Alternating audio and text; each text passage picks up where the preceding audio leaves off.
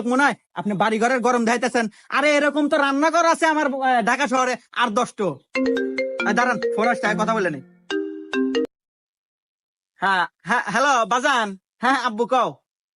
ও তুমি হেলিকপ্টার কিনবা? আচ্ছা আব্বু, আমি বুকিং দিয়ে দিতেছি। এ কি কয় রে, ছাওয়াল এক দিব হেলিকপ্টার কিনা, এ তো বিশাল বড় কোটিপতি রে। এক যদি মোবাইল দিবার পারি, এবার ঈদ আমাকে জাক জমক কাট পরে। হ্যাঁ আচ্ছা, ঠিক আছে ঠিক আছে। আরে ভাই, আপনি দালাল করে ডাক দিছেন, আমি তেমন মাইন্ড করি নাই। আমাদের এটা তো ব্যবসা, আমার দাদা করছে, তার দাদা করছে, আমার বাপ করছে, আমিও করি। আসলে এটা আমাদের বংশের ঐতিহ্যবাহী ব্যবসা। আপনি কি জন্য আছেন তাই কহেন। আসলে ভাই, আপনার মতো দালালের কাছে আসা যদিও আমার সাজে না, তারপরেও আসলাম। বুঝলি আপনার ভাবি আল্লাহ খুব শখ করছে গ্রামে এবার একখান কুরবানি দিব, তাই আপনার কাছে আসা। আপনি একটু দেহা শুনে ওই ভালো একটা গলের গরু কিনে দিবেন। তো আসলে ভাই, গ্রামে ঢুকে লোকের মুখে শুনতে